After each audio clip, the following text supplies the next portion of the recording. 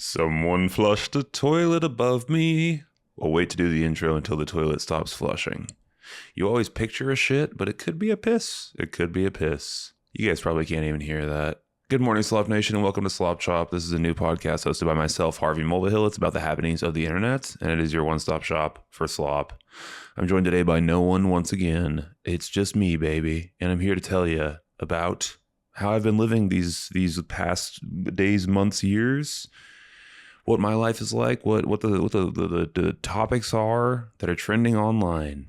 Breaking news! Ariana Grande has decided to pull back after this tour concludes to, what's the actual quote? To step away from the public life. Let's just read this from her publicist. Ariana Grande taking a step back after tour due to appearance backlash. Ariana Grande's team has confirmed that the singer is stepping out of the limelight after her current tour amid speculation about her health based on her physical appearance. Ariana will be taking a step back from visibility after she completes the Eternal Sunshine tour, the representative said. Well, it's good to hear that she's taking a step back, because when you let your weight get out of control, it sometimes takes like a refocusing effort to get it manageable again. And Ariana is looking hefty. She's looking hefty. I get it. Okay. I understand. You're fat as shit. Tour life is difficult, right? You need to put the fork down.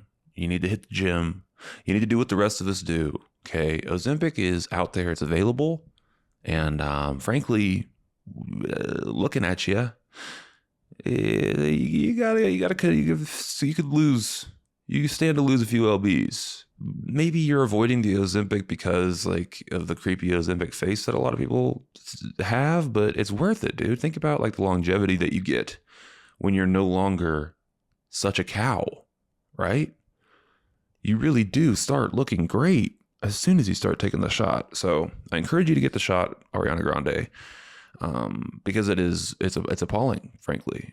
We can't have a pop star that's this overweight. My goodness.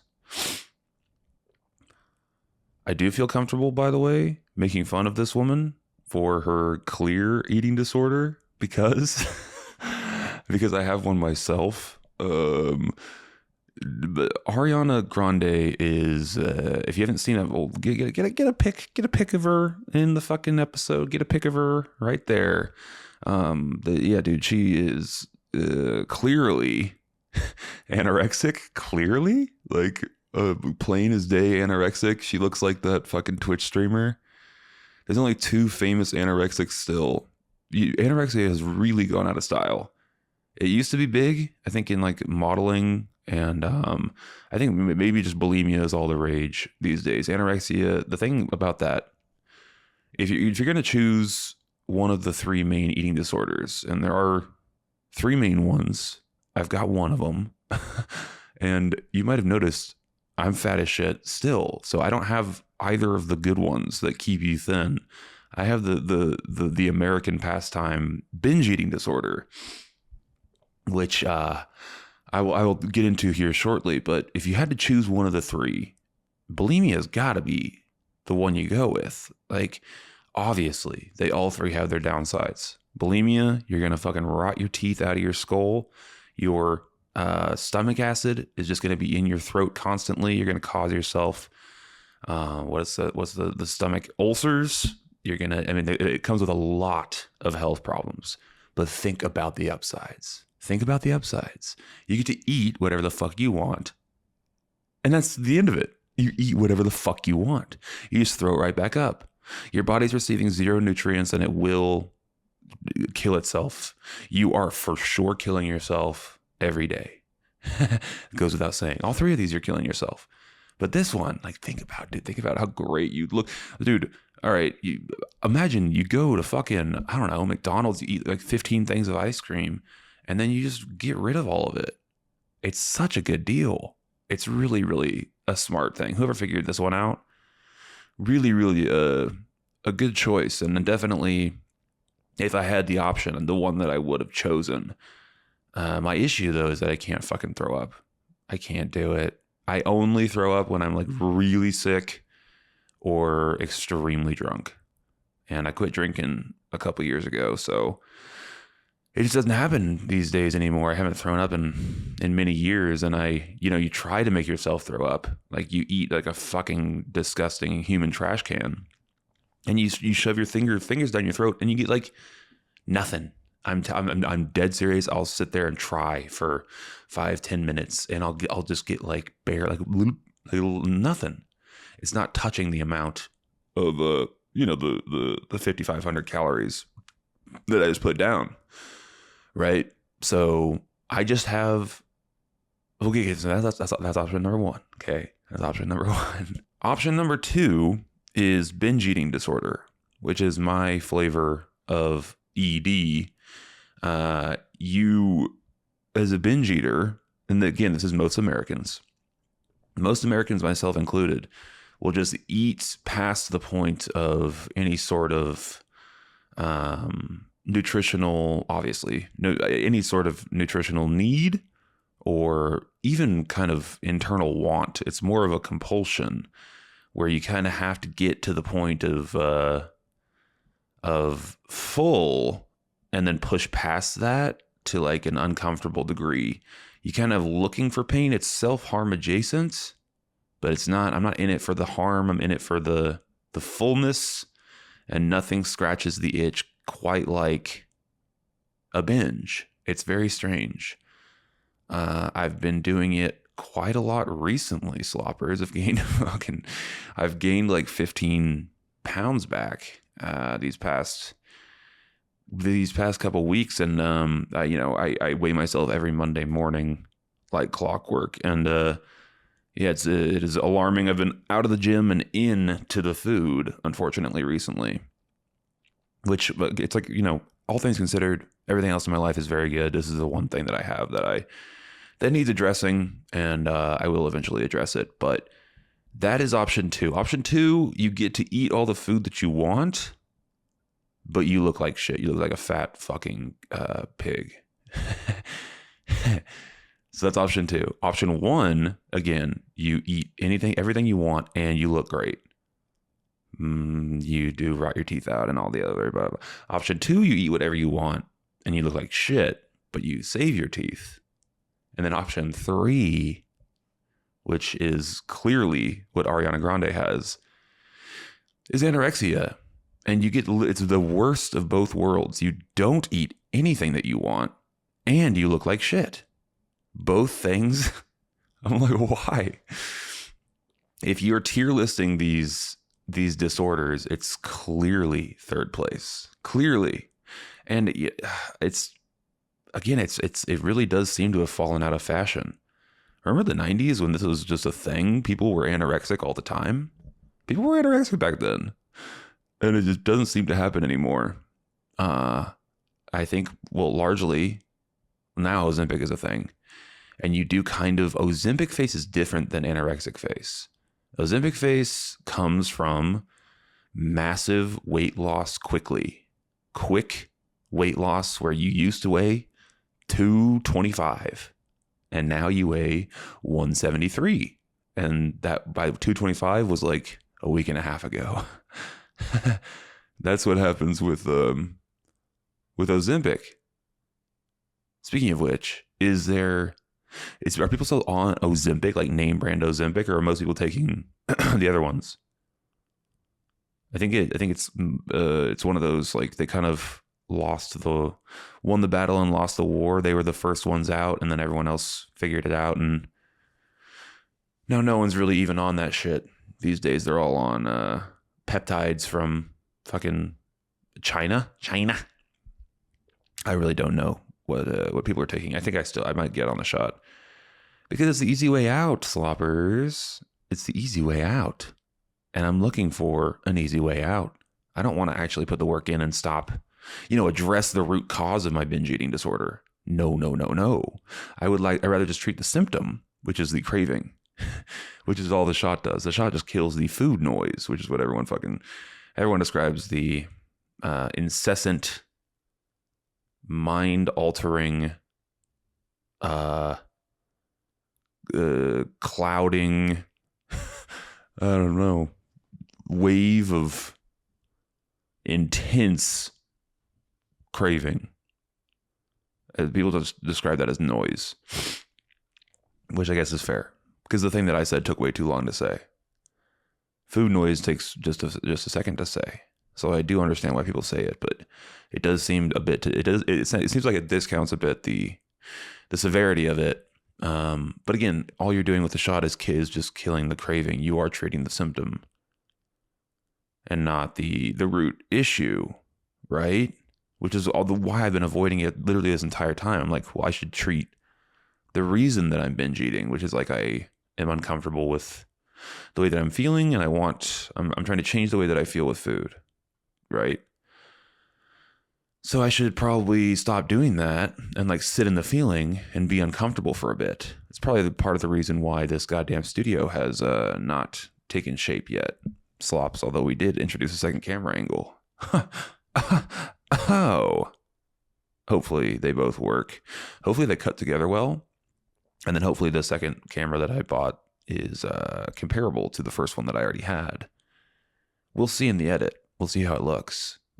We might just fucking ditch one of them, depending. But yeah, dude, I've been putting this project off, and I'm chipping away at the rest of the apartment. But it's so much easier to not do anything and binge eat. Maybe that's just the reason. The reason is I'm an avoidant.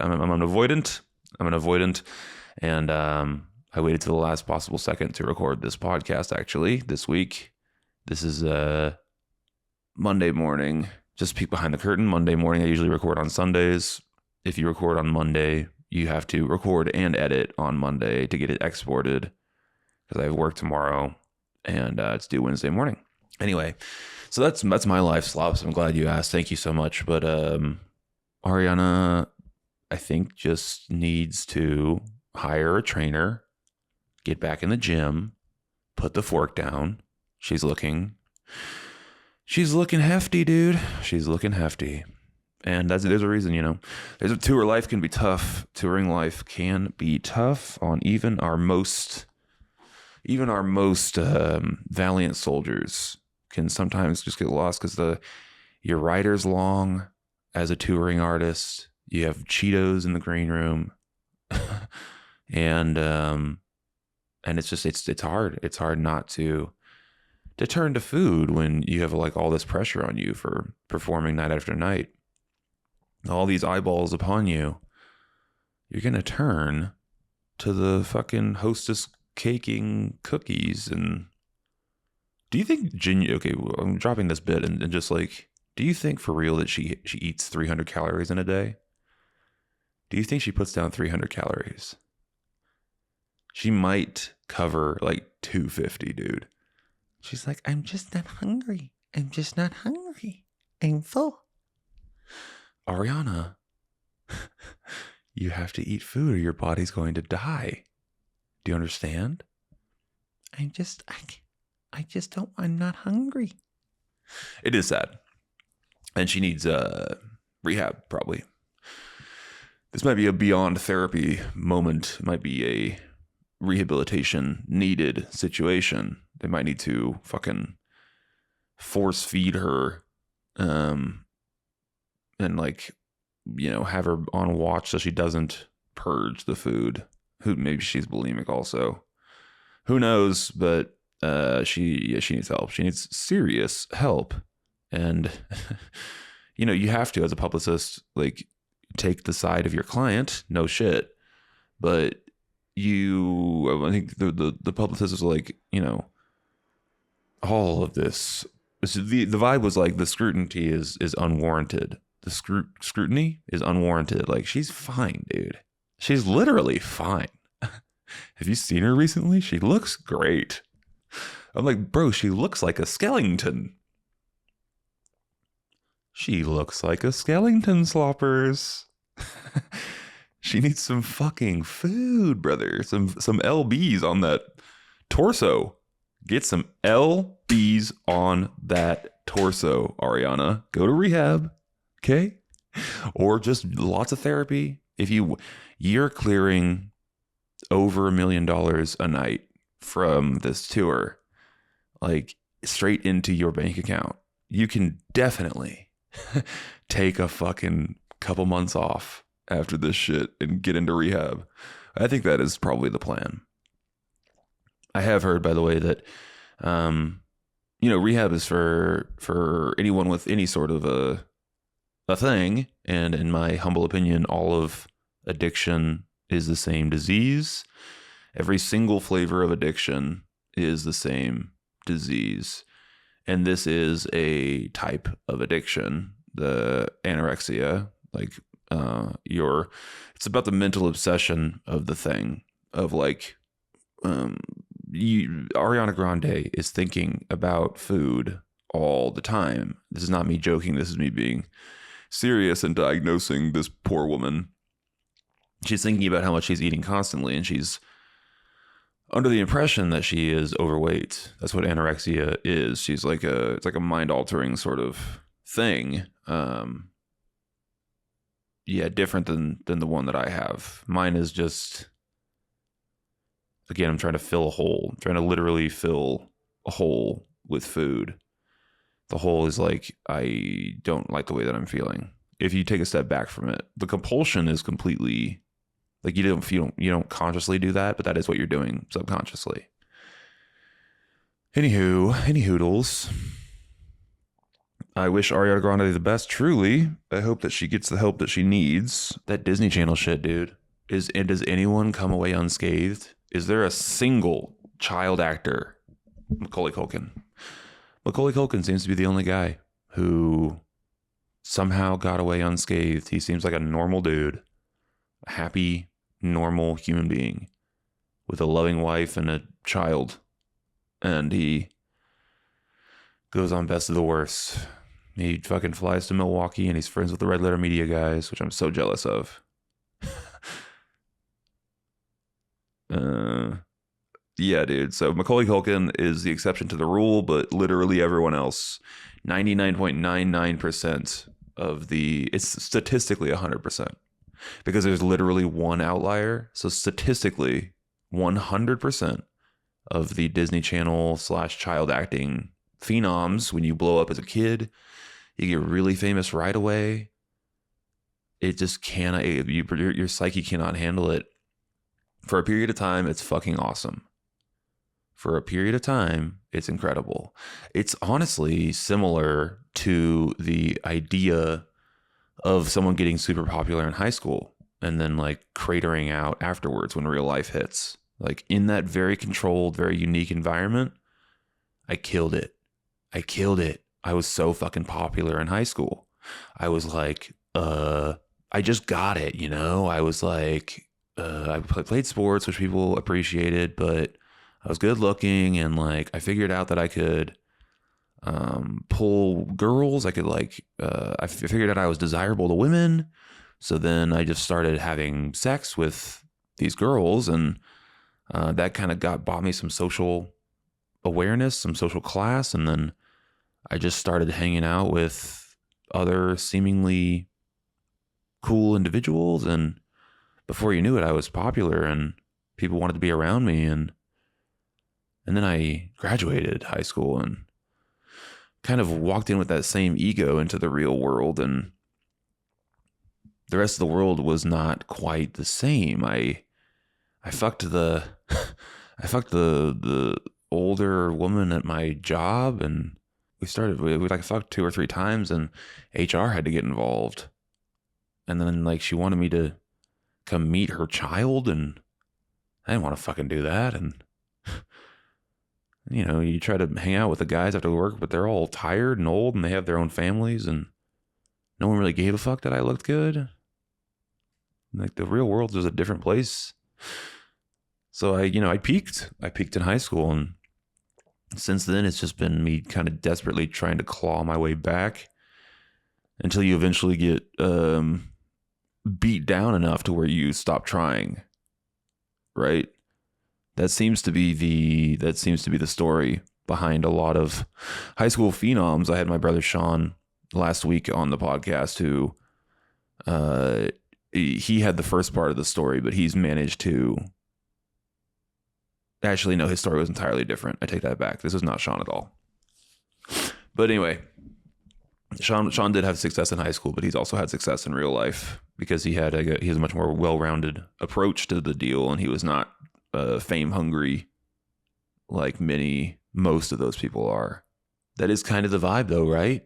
When you're popular in high school, and then the real world hits you. And this is just like when you're a child actor, it's the utmost extreme of high school popularity. It's the same thing, but to the fucking, like, not only are you popular, you're famous. Like wherever you go, people like scream. People scream and they want your autograph and they want your photo taken. And you go to all these premieres and red carpets and there's just cameras everywhere and people are really, really excited to see you. And you're a kid and it goes to your head.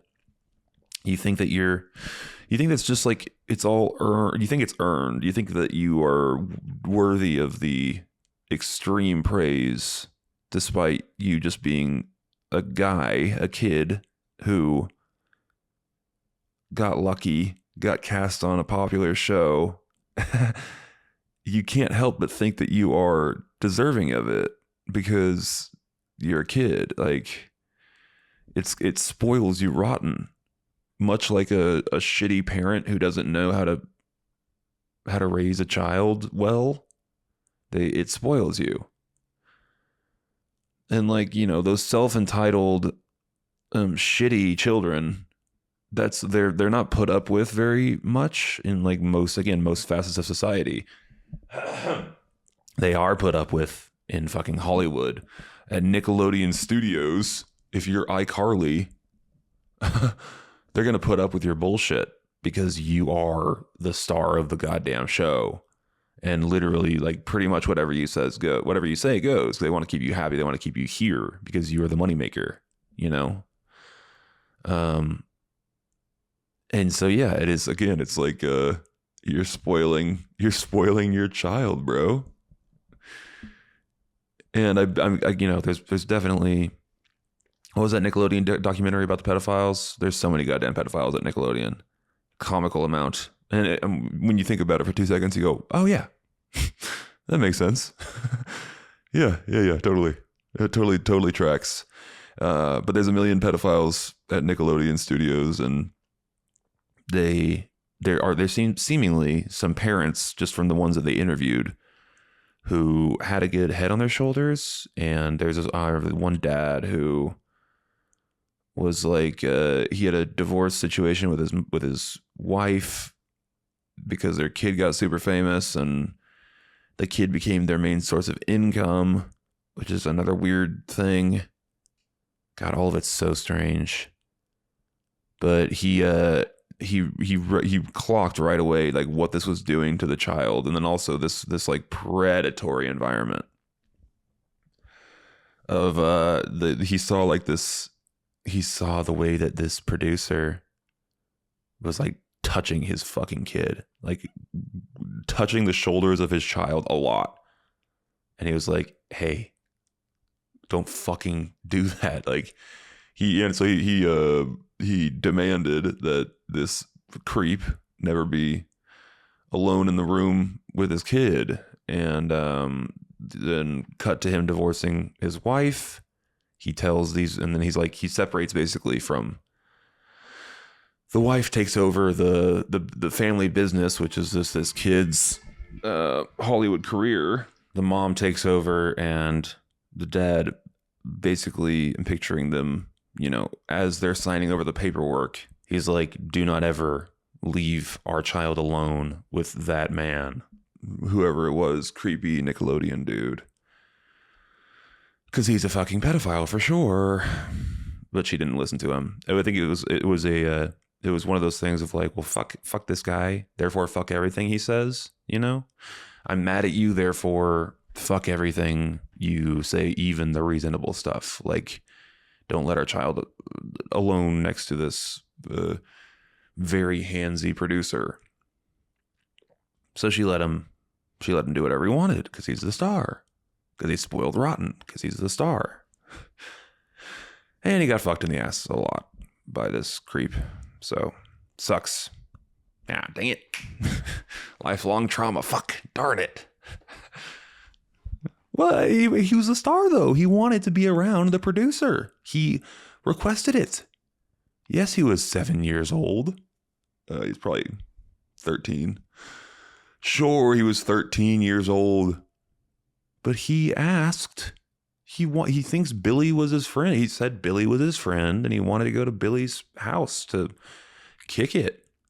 And they wanted to spend the night because the other guys are spending the night. And then it turned out to just be Billy and him, but, you know, Billy's just cool. Billy's like this cool guy. He's helped him a lot. just handing your child over just fucking willfully handing your child over to a sadistic pedophile is really something. But that's how fame corrupts your brain. You really just you don't really think, you're not thinking logically. It's the same thing as the Michael Jackson stuff. If Michael Jackson was anyone except for Michael Jackson, no one with 2 eyes and 2 ears would think anything other than the fact, like, yeah, dude, he's a pedophile for sure. Like, obviously. No shit. Duh. Yep. But he's Michael Jackson. He's one of the most famous human beings to ever walk this earth. He might be the second most famous guy after Jesus.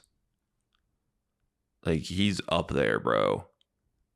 And when you have that level of fame, people they have fucking blinders on, dude. They just ignore the information put in front of them.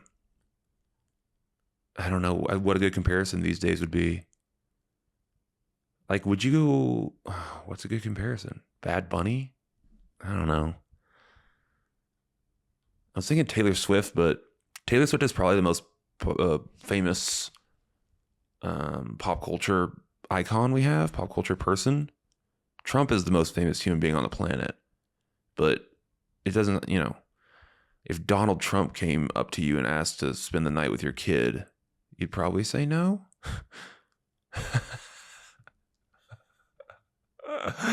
That is actually a better comparison than I thought, come to think of it. Although I think a lot more people are willing to call Trump a pedophile than Michael Jackson, which is crazy to me. They're both pedophiles. They're both pedophiles, dude. There could be more than one pedophile. As a matter of fact, there's many. There's so many, dude. It's crazy how many there are and how many of them are so rich and powerful.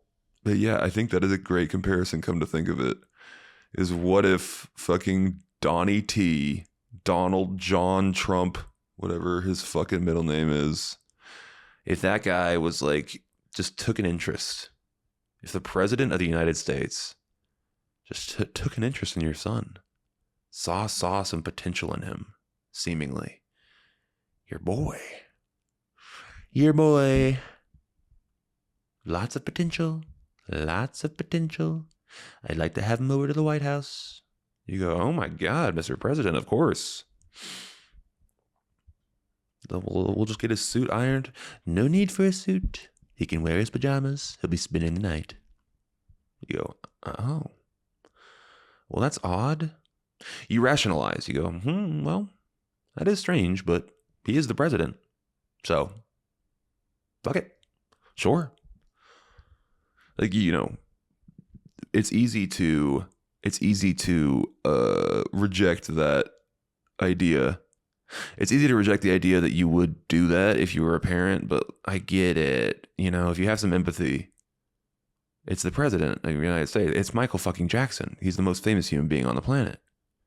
You go, okay, Mr. Jackson. I don't love it, but he's Michael Jackson. What are you going to not say yes to? He took a liking to our son.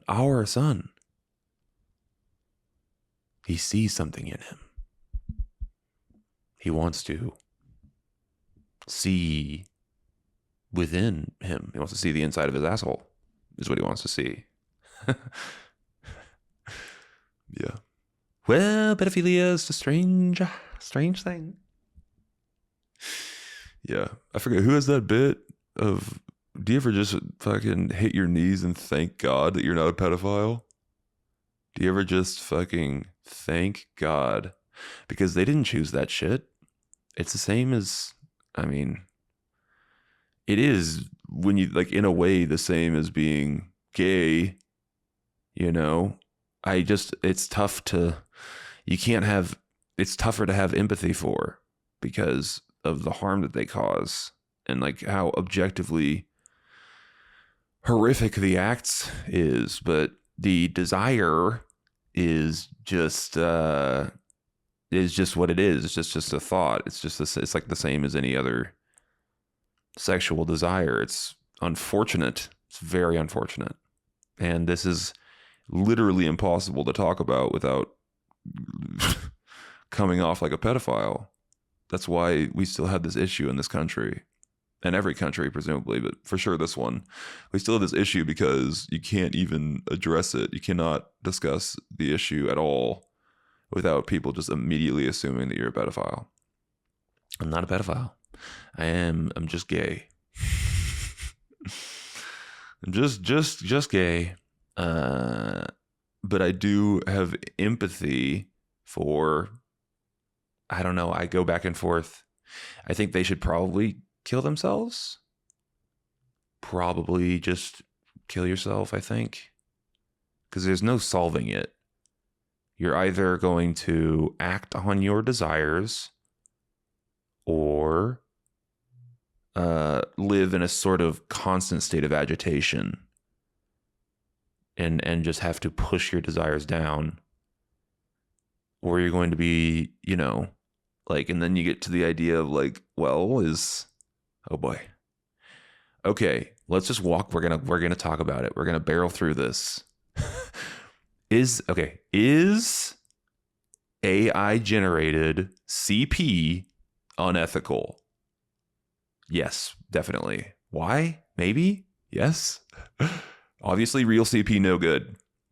No good. We got to get rid of it. We have to. If you could delete 100% of it, the world would be a better place.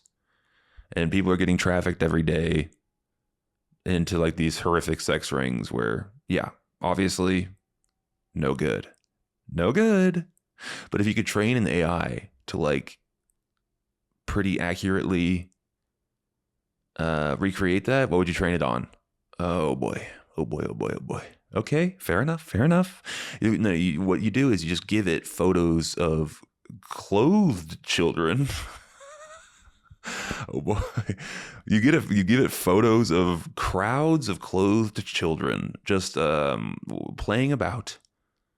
And then you give it a bunch of pornography, adult pornography, and then you say,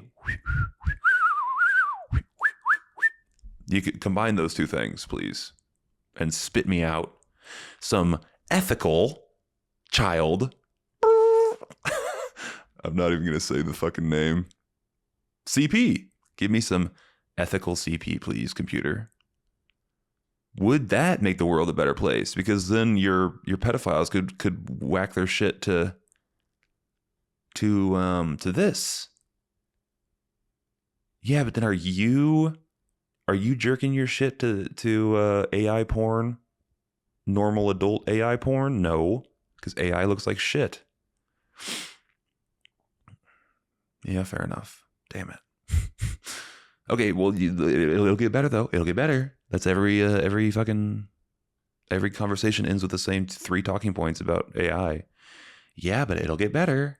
So you guys got to hold off until then. Yeah, okay. We'll hold off. But then, okay, let's assume in a couple of years it will be just as good as like normal. It just looks photorealistic. Let's call it 5 years. In 5 years, the AI videos will just look photorealistic, and there's like, 0.01% of you goes, that's a little odd looking, but for the most part, it's there. Is it a net good to release that into the world or a net negative? I truly don't know the answer. There probably are studies on this. You go into Yeah, okay, I don't know how.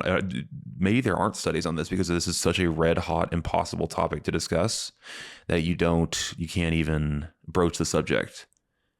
But like my thinking would be, you go into some sort of pedophile community, a community of pedophiles. That's right. Yes, it's like a gated sort of retirement house situation, but it's only for people who want to fuck kids. That's right. Perhaps a prison, because that's actually that's exactly what I just described, come to think of it. And there's specific treatment for pedophiles because they'll fucking die. That, you know, prisoners don't take kindly to that shit, and they won't put up with it. They'll fucking kill them. They'll stab them and kill them. So I think they're in their own section, or they're like more protected or something. You get a bunch of those guys and you give them ethical AI CP, right? You give them that. And then you ask them in like a double blind study. You can't double blind this. It's impossible. I don't know how. Okay, you figure out some sort of fucking hypothesis bullshit, whatever you learned in science class to make it a real study. And you go, does jerking your shit to this ethical AI generated CP, does that decrease your desire to go out and act up on your base sort of ape emotions to bang children? Does it? And they go, yeah. I want to fuck kids a little less. I want to fuck kids a little less because of this ethical AI generated CP. Or do they go, no, actually just looking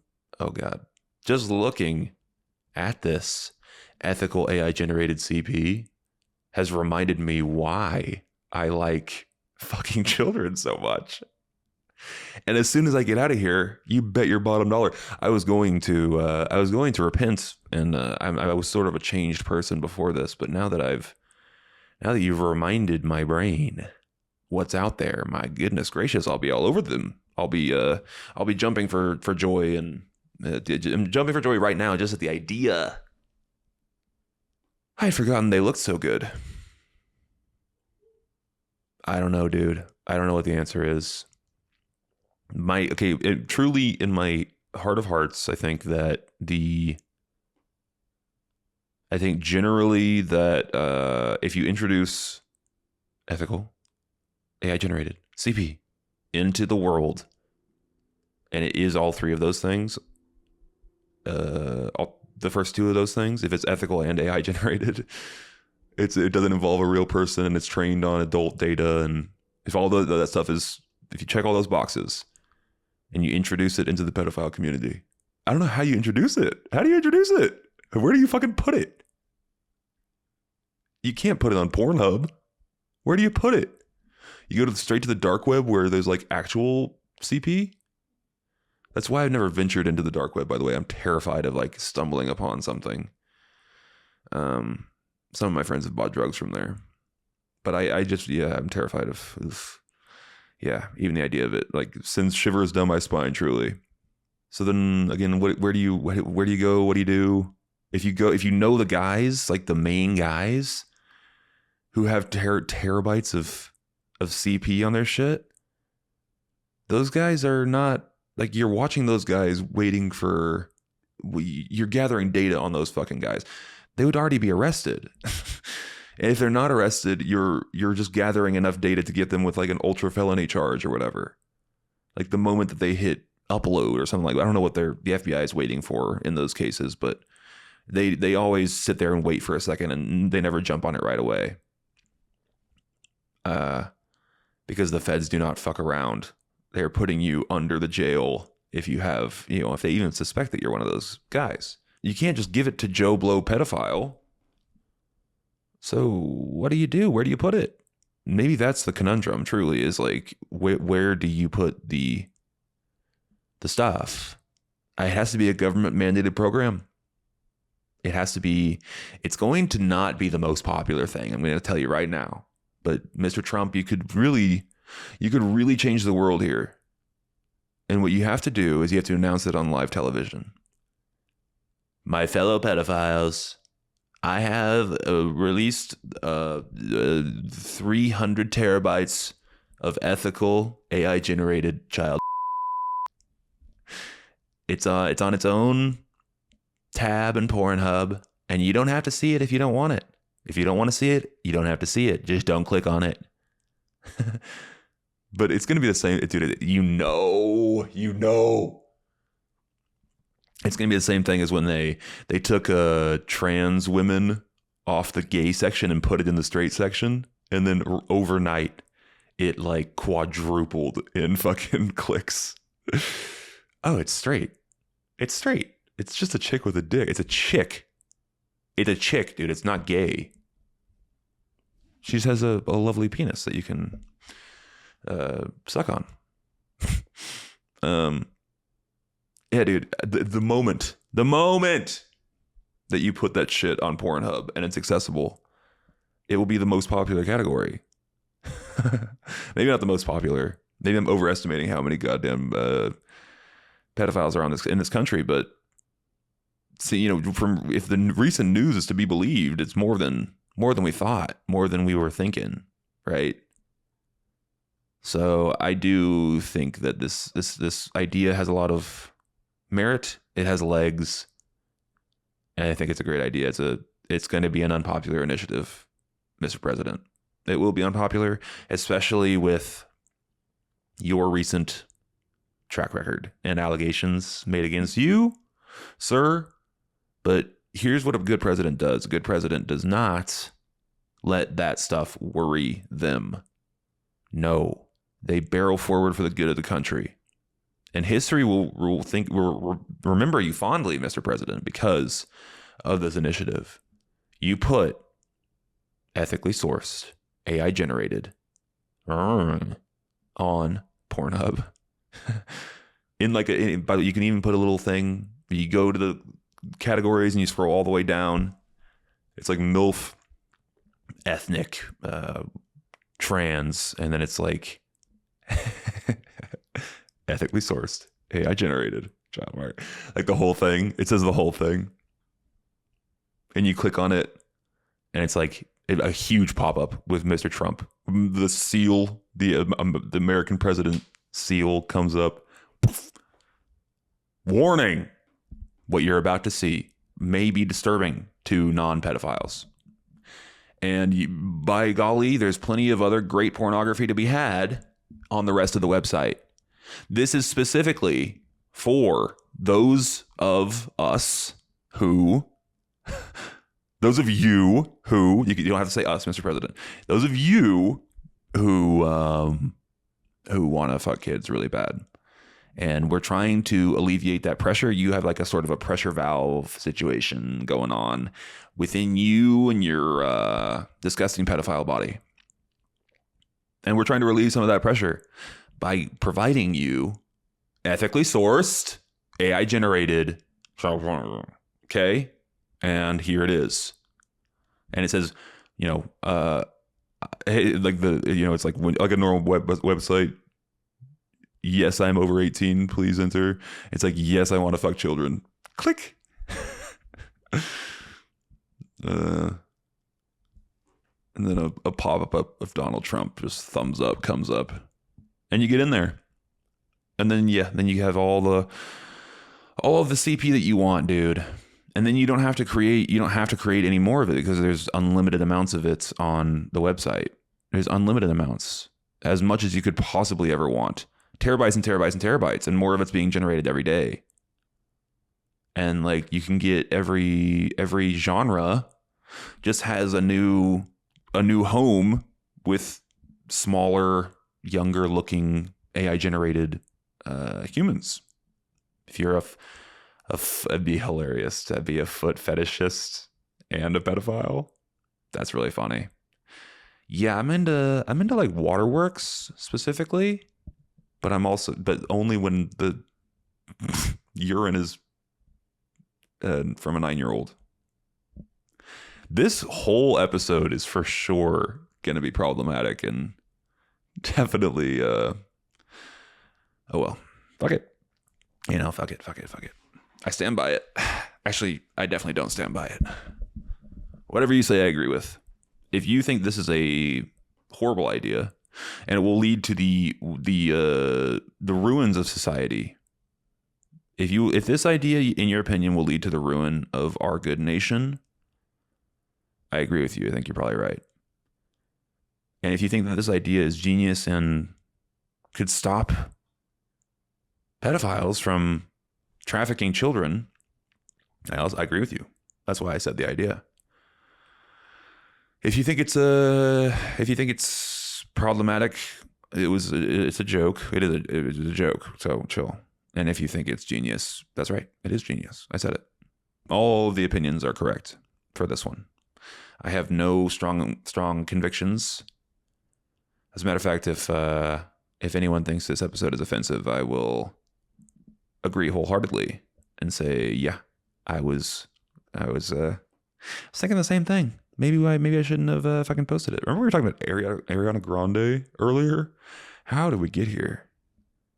We were talking about Ariana Grande's eating disorder at the beginning of this situation.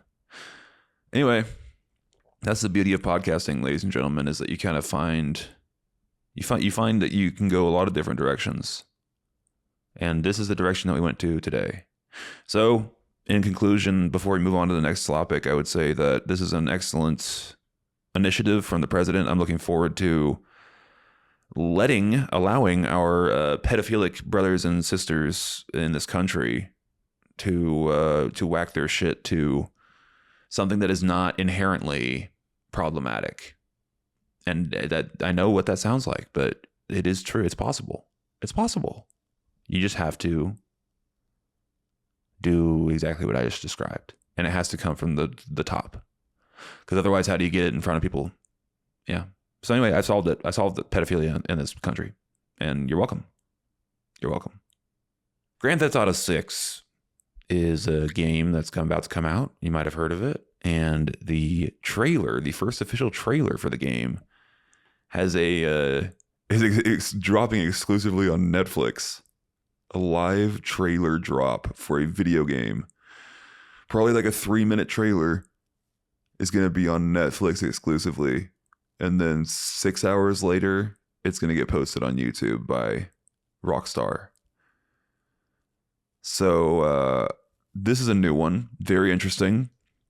I've never heard of such a thing. Netflix is really trying to get into the live entertainment world. They're doing all these live streams and stuff. The live roasts were both really successful, and they're doing sports stuff like the Mike Tyson Jake Paul thing was on Netflix, and yeah, they're just branching into it. I think that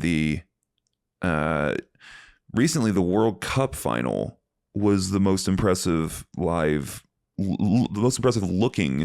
live production I've ever seen, where we were looking like they had the halftime show. Who was it? Justin Bieber and Shakira, I think, where they were clearly cutting between pre-recorded stuff and the live stuff, but then they went onto the field and they were shooting live, and we kept looking at each other like, is this fucking pre-recorded? It looks insane. So the amount, like the way that, if we can shoot in 8K or whatever that shit was, with that color grading and that depth and all of that, it looked like a fucking movie. If we can shoot that live, like the technology has gone so far. I would just, I'm not a sports guy, so I would click into an NFL game, and their live broadcasting is just unbelievable. It's unbelievable. All the camera angles that they have, when you look back at it, you're not just like focused on the game. If you're a nerd like me and you don't give a shit, really, and you're in it for like, I was just admiring the technical aspects, the flying camera they have over the field, all of the live cutting and live shots. I'm picturing, I actually saw an awesome video. It was the Oscars 2021 or something like that. They did they released a behind the scenes video of the director of the Oscars live broadcast, and he's got probably 30 camera angles in front of him. It looks like Lucius Fox in The Dark Knight when he has that the row of all the cell phone camera footage, which is one of the dumber plot points in that movie. Honestly, that's beside the point. That's what it looks like. And he's like, all right, A1 and go. Okay. And B7 stand by. B7 go. G13 go. Like fucking just pow, pow, pow, pow, pow. And it's all being translated into this live broadcast. And then he's, if an actor, whoever wins the Oscar, because they know at the same moment that the rest of the world knows. It's not like they fucking know who's going to win. Same with the orchestra. They're learning the second that everyone else does. So once you learn that information, you have someone like run over to get the shot of their parents, so they know where all the parents are sitting. Because, if they mention their parents, you're going to cut to their parents in 2 seconds. And like all that stuff is really cool and impressive. And I have to imagine that the adrenaline when you have millions of people watching you is really something. And every time, because like it's live broadcasting, so you're going to fuck up. There's going to be fuck ups. And as long as you have like just one, maybe two, maybe you get two. Two is like the maximum. And also, if you're doing 2 fuck ups every time you do this, you're not going to be there long. Like it has to be damn near seamless, but you get like 1, maybe 2 fuck ups in a 4-hour live broadcast. And by the way, when I say fuck up, I mean like just a little bit of an awkward cut, or you hold on a cut for a couple seconds too long and people go, oh, that was weird. And then they move on with their life or whatever, move on with the rest of the program. That's what you get. I don't know how you get that position. Live broadcasting director. I don't know how you get that job. But anyway, how did I get on this? I got on this from Netflix. Netflix has very, very impressive live production. I watched both of the live roasts. First it was Tom Brady, then it was Kevin Hart. And both, I think they improved year over year. The Brady live stream was extremely impressive, but then the Kevin Hart one was even more so. And I don't know what the delay is. The delay is like 5 seconds or something in case someone says, I mean, they don't care what anyone says. I'm not entirely sure what the delay is for then, because they're not bleeping anything. So yeah, I'm not sure what that is, but it looks fucking professional. Like it looks pre-recorded. It looks pre-recorded and it's live. It's crazy. I actually watched the Kevin Hart one that was recovering from jaw surgery. And I remember I was like, why am I watching a comedy program right now? It hurts so bad to laugh. It hurts so fucking bad. So I was just like literal, I was crying not from laughter, but because I was in so much pain. My face was in so much pain from smiling.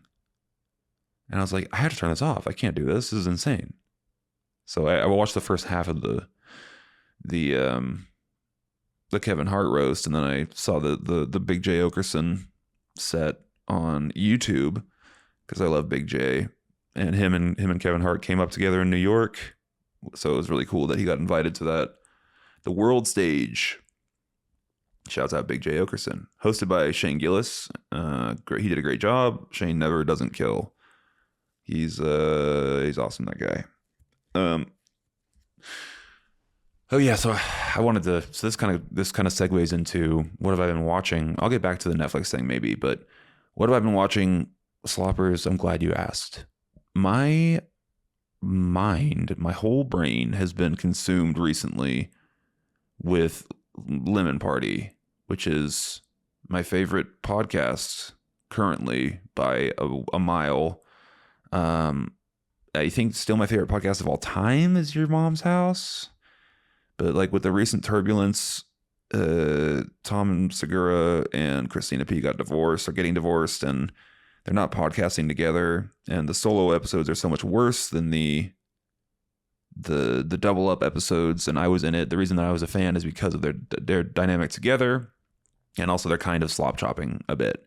They're watching internet videos and making fun of people, which I hope to get more into once I get my whole setup here, so we can like react to videos and stuff. I think that's a format that plays well, I think.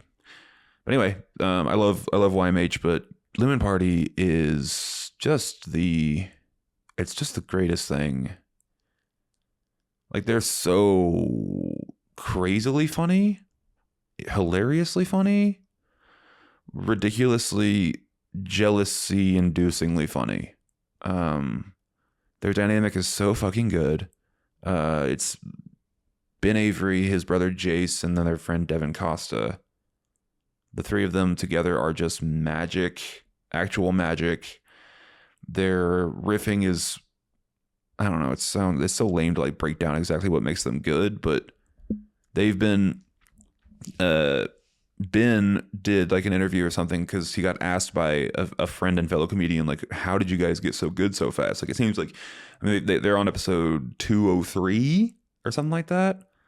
But they were good. They were great pretty much right away.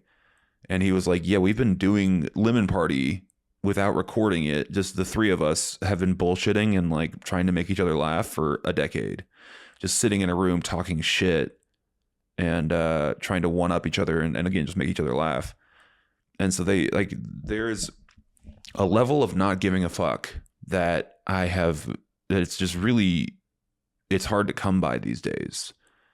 They simply don't give a fuck. Like they got deleted from their channel got deleted from YouTube. Their channel got deleted, which makes me sad because I'm a YouTube guy and I have to watch the fucking podcast on Spotify. There's also some fan that re-uploads he like rips the episodes from Spotify or wherever and puts them on YouTube, and I'm sure his channel is not long for this world either. Yeah, so like they're exactly they're exactly what I like. They're comedy nerds who talk shit all the time. They love internet nonsense, and they're fucking hilarious. It's like it's a podcast for me, specifically for me. And every time that I listen to them, it's not that I'm seething with jealousy. It just makes me want to be better. I just want to be as funny as these guys. And I don't know that I can without putting myself out there more and looking into trying to collaborate with comedians and like actually getting into open mics and shit. And this is me calling myself out. That's where Ben met Devin, was at an open mic, and when you're around people who are trying to be funny, really like trying to push the envelope, it just makes you better inherently. And they're so good. They're so insanely quick and smart and funny. So if you have not listened to Lemon Party yet, dude, bruh, do yourself a favor. It's just the greatest thing. And I think the other reason that I love them is that they're also like extremely sincere and sweet. Like they're not just these callous sort of assholes who are shitting on everything. They do shit on everything, but they know exactly where to draw the line. Like it never feels mean. And they are like extraordinarily sincere about what matters in this life. Like it's like they're transparent about the fact that they love each other. They say that they love each other constantly. Ben's sober. He's got a lot of like great sobriety wisdom. He was a degenerate alcoholic, which is sweet. Yeah, I don't know. I just love everything about what they do. I'm obsessed with. It also makes me less enthused about the idea of a 3-camera shoot because they get away with it with 1 camera. And so does like, Shane and Matt and Shane get away with 1 camera. And I'm like, yeah, but you're not either of those guys. You're not nearly as funny as either of them. You need the help of 3 cameras, you fuck. I'm like, oh, right. Okay, I guess you're right. Because everyone else on Earth does 3 cameras. I think I can name like three to 5, maybe 1 camera podcasts that are worth the shit. But it's like a hurdle you have to cross over. You have to be really goddamn funny. And yeah, I'm okay. I'm like, yeah, whatever. Fuck you. So, yeah, I don't know. Like, back to Lemon Party is incredible. Check them out. They're way better than I am. Way better than I am. That's my new white whale. My guess that once this podcast becomes something, the podcasts I would love to have, like my white whales, are the comedians that mean the world to me, which are Ari Shaffir, Ryan Sickler, and the Lemon Party Boys. I love them dearly for different reasons. I think all three of the groups, Lemon Party, I'm just considering one person. I guess like if I had to choose one of them, it would be Ben. I don't know. But the reason that I love all 3 of them is because of how sincere they are also. They're really, really funny, really, really funny, but they're also very, very sweet and understanding and philosophical, and they're thinkers. And I love a thinker. I love a guy or a person who just wants to figure it out, is trying to figure out like what the world's telling them. And like the fact that there does seem to be some sort of I hesitate to use the word divine, some sort of a plan or method to this, some sort of organizational structure to the universe. It seems like there is some sort of a thing that's kind of pushing us in a direction, and it's not all random. It seems that way. It's fascinating. So a lot of people could just call that God. I don't know. I hesitate to use that word for you slops, but yeah, anyway, I don't know. Fuck it. It doesn't matter. Whatever. I become less agnostic as the years go on. I'm not religious. I'm spiritual, which people say that, and it does sound lame, but I agree wholeheartedly. Religion is lame, but I do sort of feel like there's something out there. And I do feel like if you're walking the right path, I think that you sort of just start picking up on synchronicities and things like that more often. Stuff just starts happening and you're like, whoa. I don't know. Anyway, is any of this resonating with you sloppers? Is this anything? Who knows? Right now we're just doing it. We're doing the bare minimum, baby. The bare minimum for having a podcast is getting a podcast out every week. And it means that I'm not I'm not dropping clips. I'm not reaching out to other podcasters to collaborate. I'm not going to open mics to talk to comedians. That would be the bare minimum for me, is just recording an episode alone in my home and editing it and putting it out every Wednesday morning. That is my bare minimum, and that is what I will continue to do. Hopefully I can build upon the bare minimum to increase what I get out of this deal, because I have a habit tracker app on my phone, and just all the shit that I should be doing on a daily basis, right? And there's one that just says like, podcast / stand-up / YouTube goals. Did I do something to push me in that direction? Check or uncheck. And when I'm doing the podcast, it gets checked like 3 days in a row. Pew, pew, pew. Record day, edit day, post day. Post day, I'm usually doing a clip or whatever, so it's like 3. And then there's 4 whole days where there's just like nothing. 3 on, 4 off. And I'm like, dude, it should be checked every goddamn day. I should really be actively trying to do to make this thing happen every day, or add an extra 2 days to that checklist. So you're doing 5 days on 2 days or whatever. There's a million things that I could be doing. I'm still happy that I'm doing it. Still happy that I am doing it, but I could definitely be doing more. With all that said, sloppers, I'll see you guys on Netflix for this GTA 6 drop. By the way, before I let you go, for sure that these Netflix hounds, people are going to try their darndest to rip the trailer off of Netflix and put it on YouTube and put it on Twitter. And the crack team of content finders that they are hiring to cover a 6-hour time period, you have to imagine it's going to be like I'm just picturing a boardroom. No, more like a call center. Picturing a call center with just rows and rows and rows of employees who all have like different tasks. And it's just, there's a fucking giant clock on the wall. Every 8 seconds still drop. 7, 6. Let's fucking go. 3, 2, 1. And then it's trailer playing. Everyone's watching on the big Netflix monitor. And then already, like, you have people like eyes up, and then their computer starts beeping at them, and they go. Like, already people are leaking it. People are dropping the first 3 seconds of the trailer online. People are live streaming their Netflix live stream. Delete, get out. Copyright strike. Beep, beep, beep, beep. And it's just, you, for every 10 you put out, 100 arise.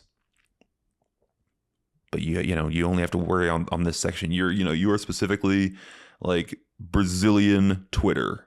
That's your, and it's you and 4 other people, 4 other dudes who are just on Brazilian Twitter specifically. And like there's another department that's on Brazilian YouTube.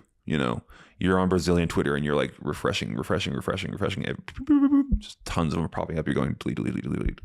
Yeah. And you have your content finding algorithm that are spitting them up, and you're tweaking it so that it's covering all. Obviously if you're reposting in beautiful 4K, it's gonna content strike that in a second.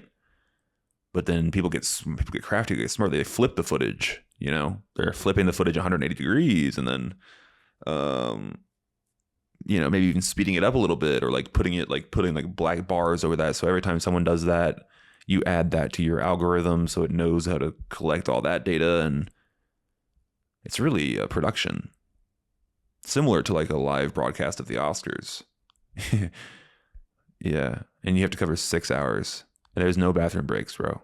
Like, they tell you going in, do not drink a whole lot of water because this is 6 hours on. You're on for 6 hours. And we'll pay you a lot of money. I don't know what the number is, but it's going to be a lot of money. All you have to do is cover 6 hours. Help us, Bobby Netflix and Ted Sarandos. Help us prevent this trailer from leaking for that time frame. And then once it gets put on YouTube, you're done. The crack squad, most of them go home. There's still a handful of them that are, deleting the re-uploads of the trailer. But once the trailer's on YouTube, most people just don't give a fuck. They're just going to go to YouTube to watch it. So anyway, I'm looking forward to seeing it on Netflix with you all, sloppers. Looking forward to that. Thank you for listening. Thank you for watching. Thank you for subscribing. I appreciate you being a part of this. As I'm fond of saying, you guys are on the ground floor. This is how we start. This is how we continue. This is how we grow, is by doing it. Hopefully doing more than the bare minimum. So I hope to continue to put this out every week. I will continue to put this out every week. I hope to build upon that and increase the auxiliary stuff. So thank you for listening. Godspeed to you all. I will see you in 7 days' time. Goodbye.